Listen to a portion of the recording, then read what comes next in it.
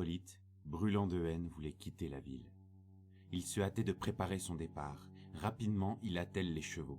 Il met les morts et les rênes, grommelant entre ses dents.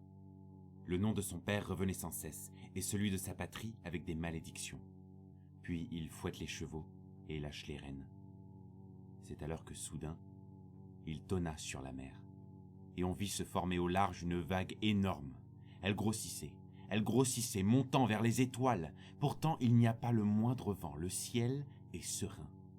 Mais une tempête s'est levée, venant du fond des eaux. Je connais bien la mer quand le vent d'ouest souffle sur la Sicile, mais là, la mer se rassemble en un énorme ventre, comme si elle allait accoucher d'un monstre, et se rue vers la côte. Elle lance les navires vers le ciel, se dresse au-dessus des terres, puis la vague s'abat lourdement. Quel enfant allait sortir de cette maternité marine? Quelle montagne jaillirait vers les étoiles? Une nouvelle Cyclade allait-elle naître? La côte disparut du temple d'Esculape à l'isthme de Corinthe. Nous attendions immobiles et muets. La mer poussa alors un mugissement énorme qui se répercuta de rocher en rocher. Au sommet de ce volcan liquide se creuse un cratère d'où jaillissent de l'écume et du sel à intervalles réguliers comme d'une gigantesque baleine.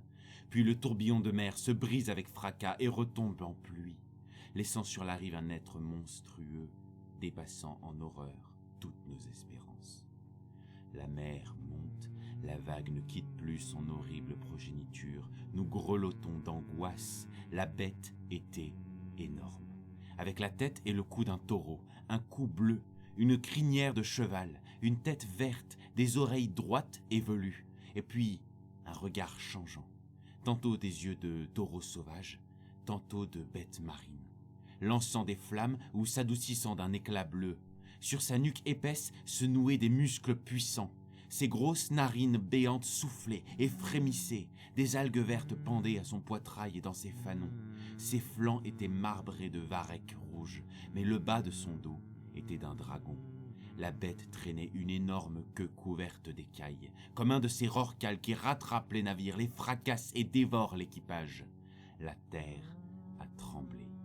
Les troupeaux fuient en désordre à travers la campagne. Les bergers abandonnent leurs bêtes. Les bêtes sauvages quittent les forêts. L'horreur fige au sol les chasseurs glacés d'effroi.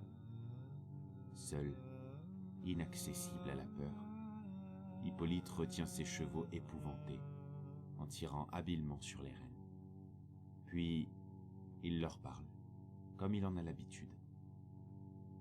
Avant de pénétrer à l'intérieur des terres, la route taillée dans la montagne surplombe la mer. C'est là que la bête, remâchant sa rage, se ramasse pour bondir, après avoir longuement préludé à l'attaque. Grognant de colère, elle s'élance, vole, court sans toucher terre, et s'arrête brutalement devant les chevaux, saisis de tremblement. Face à la terrible bête, ton fils se redresse. Il la défie, le visage figé, le regard immobile. Sa voix tonne. Je n'ai pas peur des épouvantails. Je ne crains pas les mirages. De mon père, je tiens la charge héroïque de tuer les taureaux.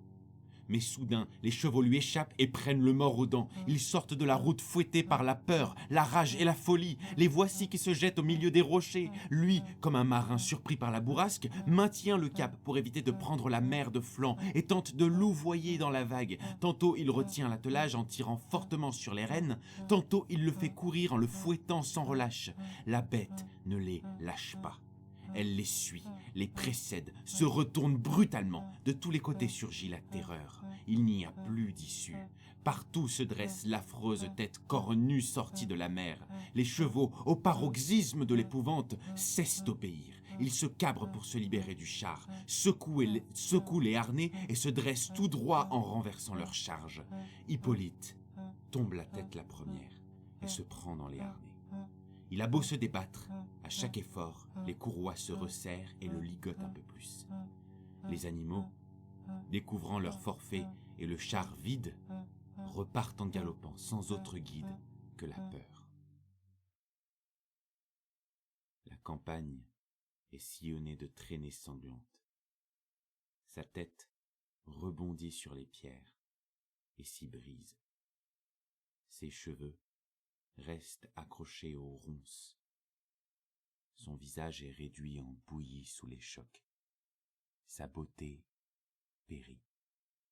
Haché de 1000 blessures, le char continue à courir, traînant des lambeaux moribonds, jusqu'à ce que son corps soit arrêté par une souche, un tronc calciné, qui se plante en plein dans l'aine. L'attelage s'immobilise, retenu par son maître, empalé. Mais les 2 chevaux, tirant chacun de son côté, déchirent en 2 Hippolyte, qui les retarde. Puis, les broussailles et les ronces déchiquettent le reste. Chaque buisson, au passage, reçoit sa part de cadavres. Une poignée d'esclaves se répand dans la campagne, des esclaves d'Hippolyte, en deuil. Ils suivent la route sanglante du char. Les chiens flairent en hurlant à la mort la piste de leur maître, jalonnée par ses restes. Malgré leurs efforts, malgré leur douleur, ils n'ont pu reconstituer le corps. Est-ce ainsi que doit finir la beauté? Il était sur le trône aux côtés de son père. Il était son compagnon de gloire. Il devait hériter du pouvoir royal et briller comme un soleil. Il brillera une dernière fois sur son bûcher funèbre, allumé pour les quelques morceaux qu'on aura retrouvés de lui.